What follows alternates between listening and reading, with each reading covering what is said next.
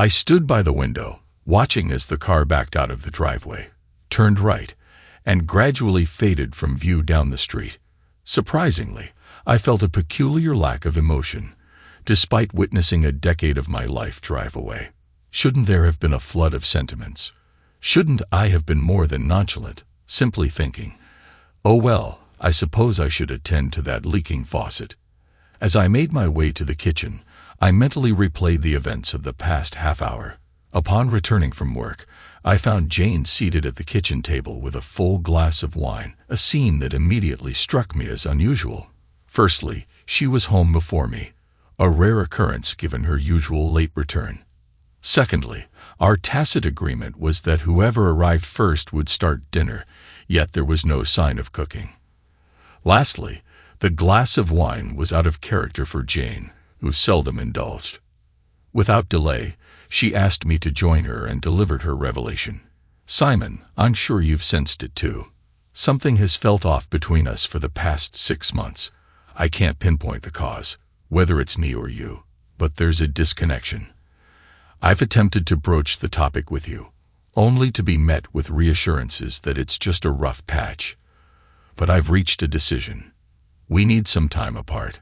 Not divorce, just a separation. I feel like I need space, Simon. Time to reflect on my life and decipher where things have gone astray between us. Perhaps you could use this time to do the same. Come on, Jane. It's not that dire. Every marriage has its bumps. We can work through this together, but not if we're apart and not communicating. Talking won't solve everything, Simon. You see our issue as solely a lack of physical intimacy, but there's more to it. We've lost the closeness we once had because I'm uncomfortable with your touch, and I can't even explain why. I still love you just as much, but something's not right, and I need time to figure it out. So you're suggesting we throw away 10 years of marriage? No, Simon, I'm suggesting we take a breather. I've already packed my things. I'll be staying with my sister until I find a place. I'll check in with you once a week." With that, she rose, mentioning an appointment with her sister, and left without so much as a goodbye kiss, leaving me with a clear understanding of where I stood. News of Jane and my separation spread quickly among our circle of friends. Most offered sympathy and made efforts to lift my spirits. Jane maintained weekly calls, asking about my well-being, and I'd respond with assurances that I was coping. In turn, I'd inquire about her, and she claimed to be doing fine. Each time, I tentatively broached the subject of her returning home, only to be met with a vague, "not yet." 6 weeks passed, and unsettling rumors began to surface. Whispers insinuated that Jane had taken up with a live-in boyfriend. I resisted believing such gossip, clinging to the hope that she truly desired solitary reflection before reconciling. Yet, as the rumors persisted, I resolved to investigate. Determined to put these whispers to rest, I planned to discreetly locate Jane's whereabouts. However, my inquiries yielded no leads. It seemed no one was willing or able to divulge her location. Suspicion began to gnaw at me. During dinner with my friends Neil and Mia, I confided my apprehensions, inadvertently mentioning my intention to hire a private investigator. "Save your money, Simon," Neil interjected, his tone grave. "The rumors are true. Most people in our circle are aware, but they cared too much to tell you." "Tell me what?" I demanded, my heart sinking. "Jane left you for Oscar Young," Neil divulged. "Oscar Young? Who on earth is Oscar Young? I've never heard of him." "He's a colleague of Jane's," Neil clarified. "She's been involved with him for nearly a year. I reckon she initiated the separation as a contingency plan in case living with him didn't pan out as expected. And everyone knew this, yet no one thought to inform me." I seethed. What wonderful friends I have. I rose abruptly from the table, tossing my napkin onto the center, and declared, "Thank you for the enlightenment. I'll see myself out."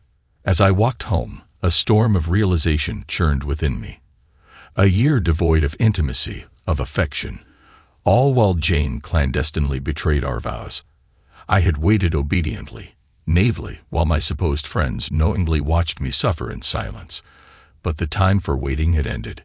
The following morning, I promptly scheduled an appointment with the Corliss Investigative Agency and provided them with a retainer. Detailing Jane and Young's workplace, I instructed them to gather all pertinent information about the two. Returning home, I began crafting a comprehensive list of tasks necessary to sever ties with Jane. I intended to await the detective agency's report before finalizing my plans, ensuring I was fully prepared. As I reflected on my situation, I realized another pressing matter demanded attention. Enduring nearly 16 months of celibacy due to Jane's rejection and subsequent separation, I resolved to reclaim my desires. Knowing Jane's penchant for meticulous planning, I pondered the possibility of her anticipating my reaction and devising countermeasures, particularly regarding infidelity accusations that she could leverage in a divorce. Realizing the potential futility of my initial list, I started anew, recognizing the need for immediate action. Certain actions needed swift execution, not procrastination. Furthermore, I identified strategies to retaliate against Jane, pondering whether she had contingencies in place for her own downfall. The next morning, while depositing my paycheck at the bank, I discreetly checked on the safe deposit box shared with Jane. Observing her frequent access to the box, I deduced she was monitoring my movements closely, poised to react at the first sign of suspicion. With a moment's consideration, I removed the 5 certificates of deposit from their envelopes and used the bank's copy machine to duplicate them. Returning the copies to their original envelopes, I replaced them in the box, confident Jane wouldn't detect the switch unless she scrutinized the CDs closely. Recognizing Jane's vigilance, I made a casual mention to the bank staff of my plans for a fishing trip to Mexico, retrieving my passport from the box. With the CDs now in my possession, I resolved to cash one each week, discreetly stashing the proceeds at home. Knowing Jane kept tabs on me, I retrieved my passport from the bank's safe deposit box, casually mentioning to the attendant my upcoming fishing trip to Mexico. With the 5 CDs now in hand, a routine visit to the bank twice a week facilitated cashing 1 CD at a time, promptly stowing away the funds upon my return home. Unlike Jane's reliance on credit cards, I preferred a more cautious approach. My collection comprised only an American Express card with a full balance payment requirement, a few gasoline company cards, and a single Visa card with a modest limit in my name alone. Aware of Jane's substantial credit card inventory, I meticulously tracked their balances, ensuring minimum payments to maintain their standing. Seated at my computer, I compiled a list of desired items before indulging in a spending spree over the following weeks, charging purchases to Jane's credit cards. When the time came for my departure, she would be left grappling with considerable debt. Upgrades to my technology arsenal included a new Dell computer, a Remington 700 rifle from eBay, a state-of-the-art digital camera, and a multifunctional cell phone. While the house belonged solely to Jane, I realized its significance as collateral for our previous home improvements, securing an open line of credit with both our signatures. Though we had cleared the debt, the line remained accessible. Jane's decision to leave me in the house during our separation now made sense. It kept me complacent, expecting her return and undermining the seriousness of our situation. Closing out my 401k work, I absorbed the penalties, squirreling away the cash for future use. With all preparations in place, I awaited the private detective's report, poised for the next phase of my plan.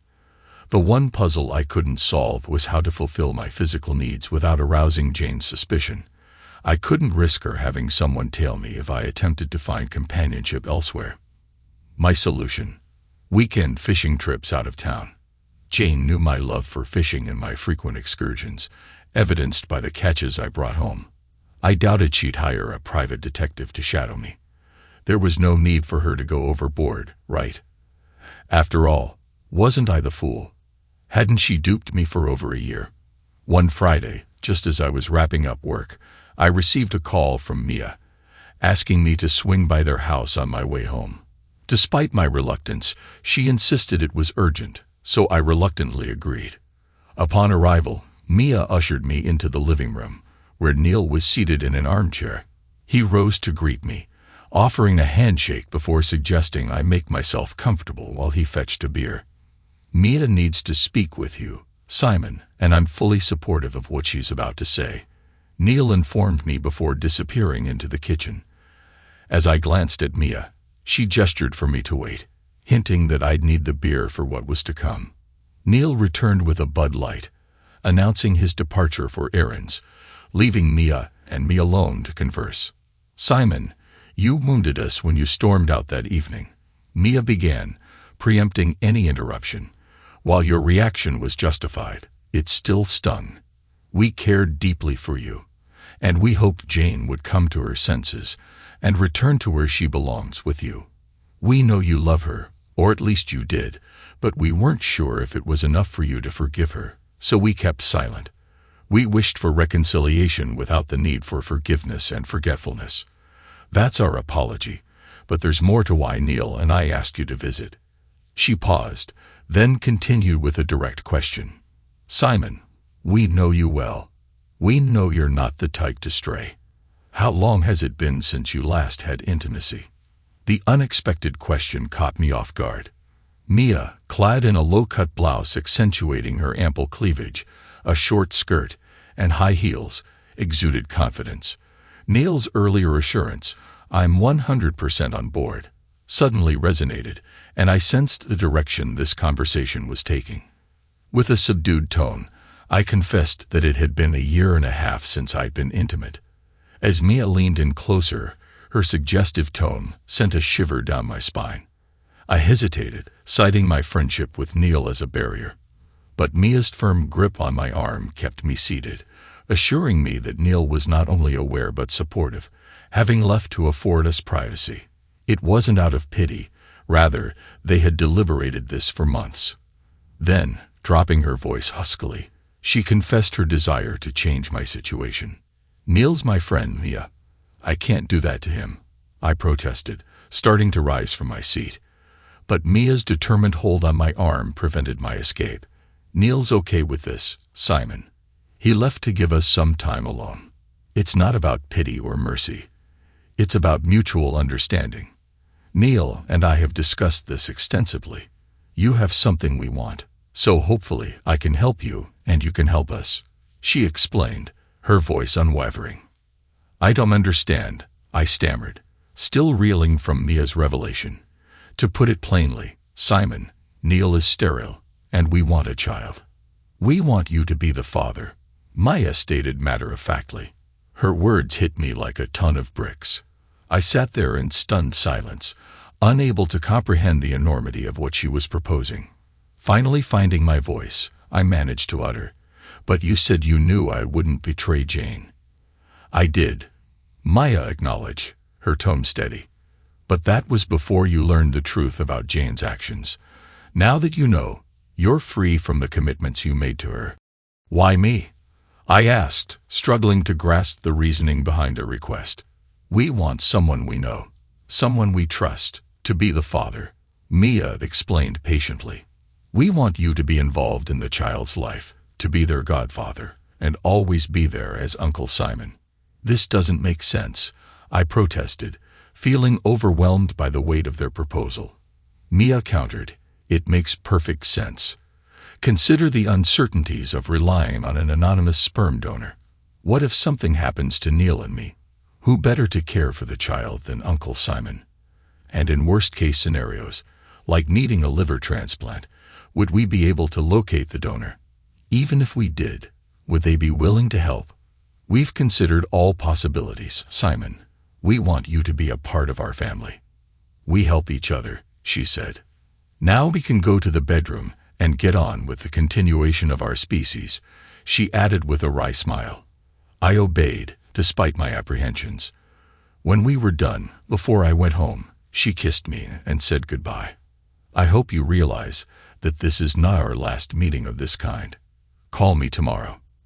As I drove home, the weight of recent events consumed my thoughts. Parking in the driveway, a nagging concern emerged. If Jane had someone keeping tabs on me, My visits to Neil and Mia's house would certainly raise eyebrows.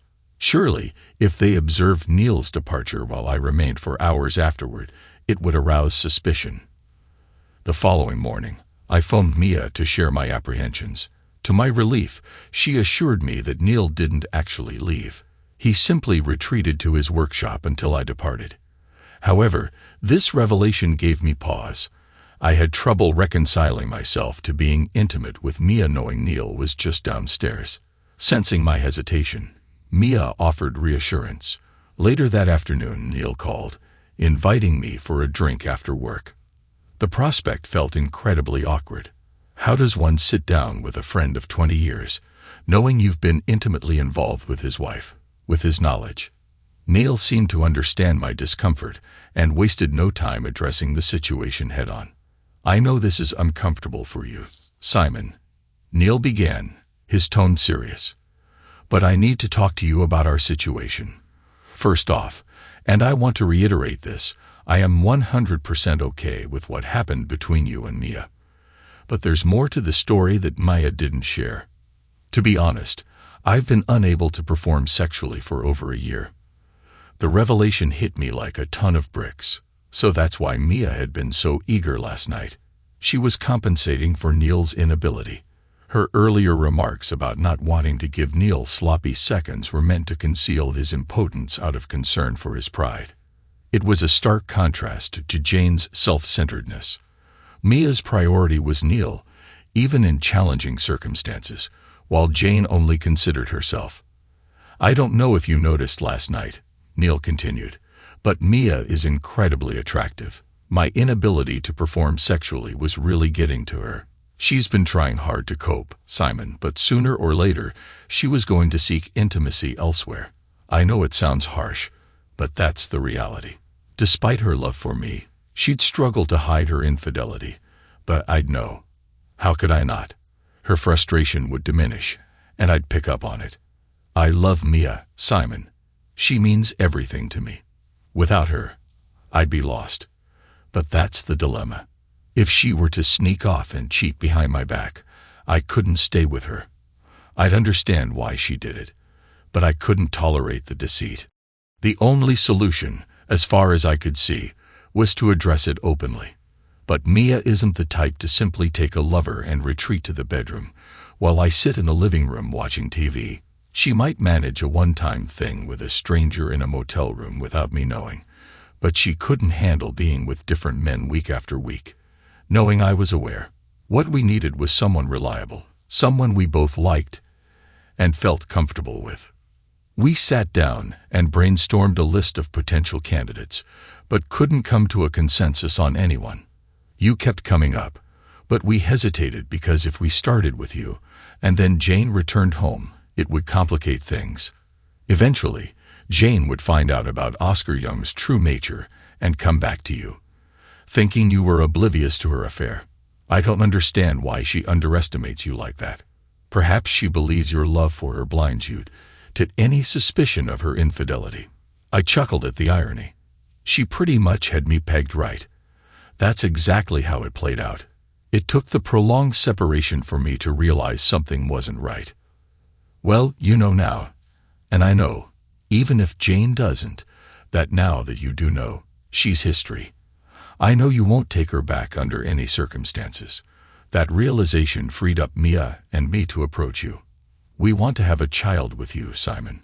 Mia needs consistent intimacy, and until the doctors can diagnose and resolve my issue, someone else will have to fulfill that need. It might sound strange, but your intimacy with my wife could save my marriage. You just need to come to terms with the fact that I'm aware and completely okay with it. I was at a loss for words. The situation was beyond bizarre, even though it had already occurred once. Neil gazed into his drink before meeting my eyes again. It's tearing me apart not being able to satisfy my wife, Simon, but losing her would be even worse. I need you to do this for me, buddy. Can I rely on you? After a moment of contemplation, I nodded in agreement.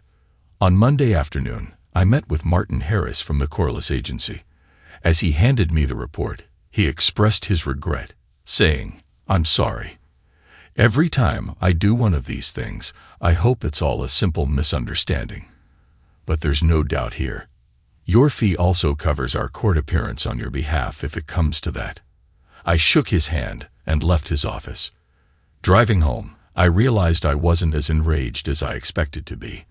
Perhaps it was because I had already come to terms with the truth before receiving the report. What was my next move? Nothing I hadn't already planned. The only remaining task was timing the draw on the house line of credit, so Jane wouldn't catch wind of it until it was too late. I would consult with an attorney to prepare the necessary paperwork, but I wouldn't serve her until I was fully prepared. Over the next 5 weeks, I spent a considerable amount of time with Neil and Nia, meeting them at their house or mine 3 or 4 times a week. They spread the word that I was going through a tough period, and they were trying to lift my spirits. Meanwhile, my weekly phone calls with Jane continued, but I stopped inquiring about her well-being or when she planned to return home. Eventually, I reached my limit.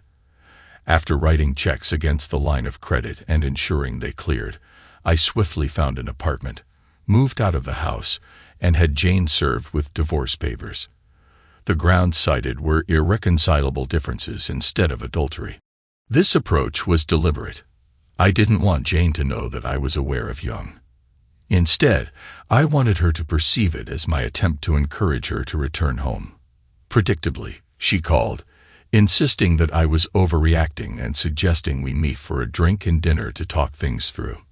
I agreed, intending to buy time for the line of credit checks to clear and to empty our checking and savings accounts. As anticipated, Jane's initial response followed the expected script. She called, trying to convince me to avoid legal proceedings. I stood firm, explaining that I was tired of the ambiguous situation we were in. "I understand, Jane," I replied calmly. "You don't want to be with me, so it's time for me to accept it and move on with my life." Agreeing to meet her at Angelo's, I couldn't help but notice how good she looked. Despite missing her and still harboring love for her, I knew deep down that living with her again was impossible. But I kept that to myself, opting instead to listen as she fed me a line of excuses. She claimed to be seeing an analyst, working on herself, and making progress, begging for just a little more time. "I know it's hard on you, baby, but it's just as hard on me. Please, baby, please, just a little more time," she pleaded. I assured her I would consider it and let her know. 2 days later, I contacted my attorney, signaling it was time for the next step. The divorce papers were quashed, and Jane received a notice of cancellation. Her gratitude over the phone was evident, but she was oblivious to my true intentions. That evening at Neil and Mia's over dinner, Mia dropped a bombshell. I was going to be a father. I smiled, knowing my interactions with Jane and Young would soon come to an end. "I'll probably be out of town for a while," I informed Mia, preparing for the final act of the trade with Jane and Young. "Just don't do anything too drastic, love," Mia urged. "I need my baby's father around." After being elected Sergeant-at-Arms for the Fraternal Order of Eagles, Oscar Young left Wednesday's meeting in high spirits. Conversations with influential members fueled his optimism as he began to entertain thoughts of running for higher office within the organization. His mood remained buoyant as he exited his car in the condo parking lot, but as he turned, a sudden excruciating pain engulfed him, plunging him into darkness. Discovered by a neighbor, who promptly called 911, Young was rushed to the hospital with severe injuries. Upon regaining consciousness in the hospital room, he found himself immobilized, his limbs encased in plaster and suspended in traction. Through the haze of pain, he spotted Jane at his bedside, her expression a mixture of horror and shock, before slipping back into unconsciousness. Though I wasn't present at the time, I received a detailed account of the incident. A man entered the room, approached Jane, who stood beside Young's bed, and handed her a set of papers. Confirming her identity as Jane Green, she received the papers, only to discover she was being served with divorce papers citing infidelity. As she read the word infidelity and glanced at Young's broken form, a wave of comprehension washed over her. With a stricken expression, she sank into a nearby chair, overcome with tears and disbelief, uttering, "Oh my God." I remained on the scene long enough to answer the police's inquiries about my whereabouts that night. As it turned out, I had an airtight alibi. I was engrossed in a poker game that kicked off an hour before the Eagles meeting and extended an hour past Yum's hospitalization.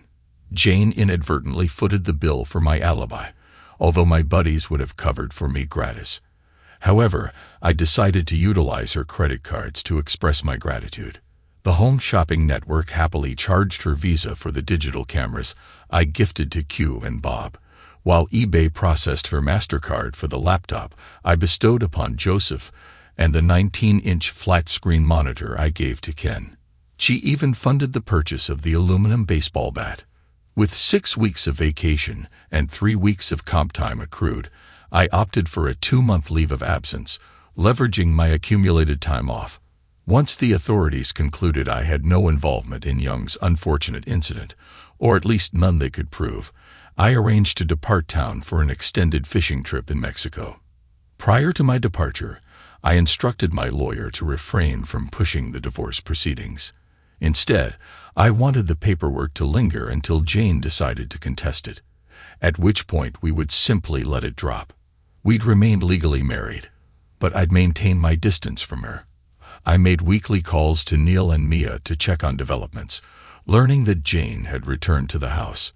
However, it seemed that true love wasn't in the cards for Jane and Young, as she never visited him again following the day she was served with divorce papers beside his hospital bed. The onslaught of maxed-out credit card bills must have hit Jane like a ton of bricks. Followed by the shock of discovering our savings and checking accounts were depleted, the line of credit was maxed out, and the CDs in the bank deposit box were phony. Soon after, word began to circulate that Jane was desperately searching for me, but my boss, who was privy to the situation, tactfully missiled her when she reached out, implying that I had abruptly quit without notice. When Jane demanded to meet with me through my attorney, she was informed that I had dropped the divorce proceedings, settled with him, and he no longer represented me. With no other recourse, Jane resorted to filing for bankruptcy 4 months after my departure. As a result, she lost the house and had to part with her Cadillac, trading it in for a used Prius. Upon hearing this, I returned from Mexico and secured an apartment far away from her neighborhood, making every effort to avoid places where she might spot me.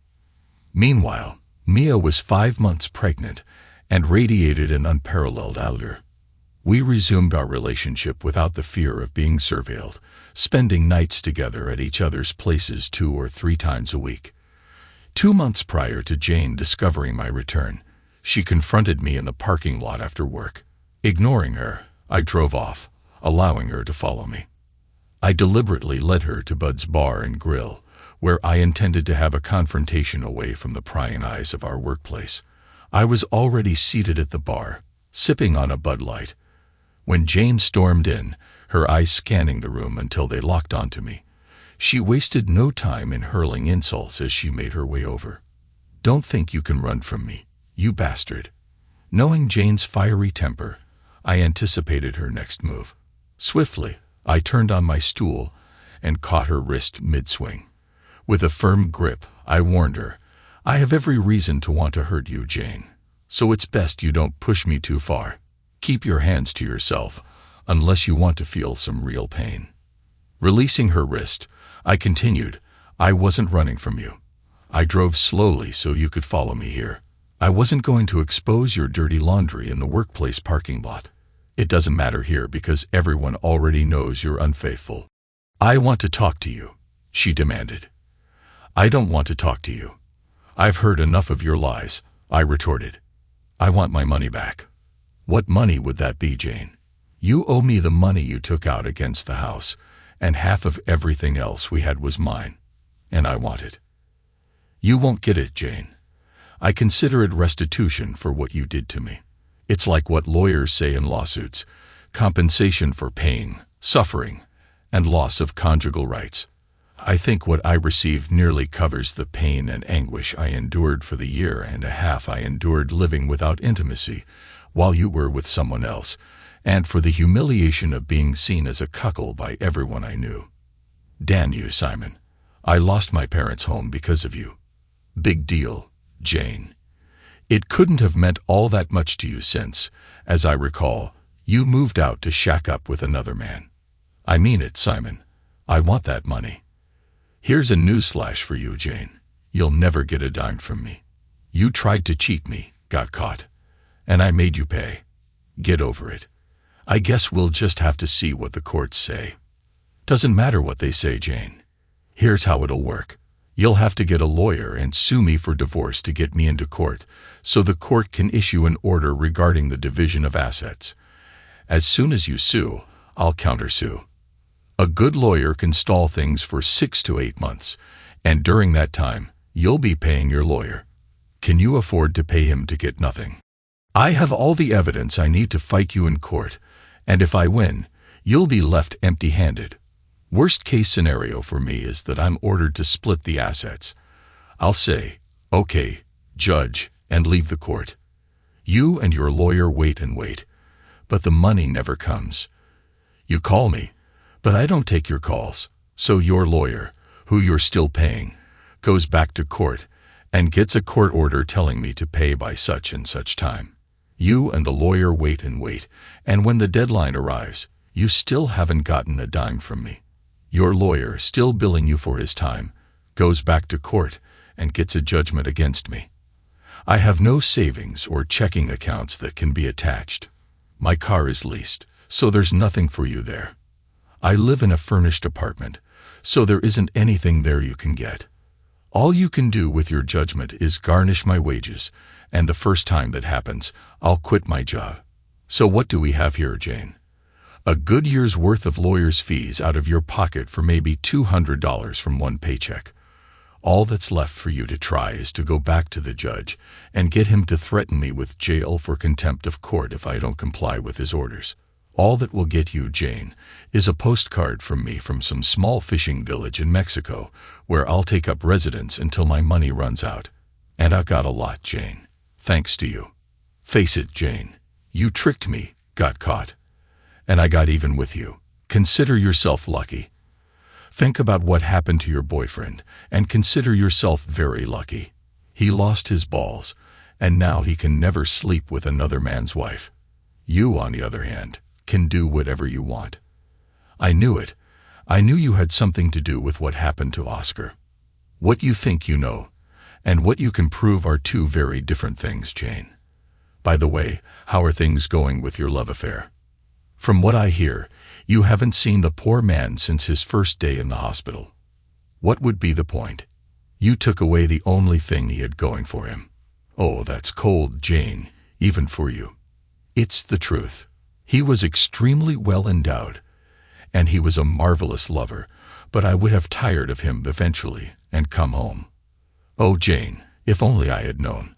All of the unpleasantness could have been avoided if I had just known that someday you would come back to me. Oh darn, I guess by my actions I messed that up, didn't I? I'll have to carry that regret to my grave. What a joy life could have been if only we had communicated better. You can be such an asshole. Yes, Jane, and you're a worthless cheater. I finished my beer, got up, and said, "Have a rotten life, Jane," then left the bar. 3 days later, I was served with divorce papers citing irreconcilable differences. I didn't contest it, and she was awarded half of the marital assets, and I was ordered to pay her the money borrowed against the line of credit. I wished her luck in getting anything and tossed the final decree in the trash. She must have believed me when I told her how things would go, because I never heard from her again. One interesting thing came out of the mess. Everyone agreed that Young was a dipshit asshole, but even dipshit assholes can have a friend or two, and one of Young's was Jane's boss. He wasn't happy with the way she treated Young after his misfortune, so he fired her. Well, fired isn't the way it was put.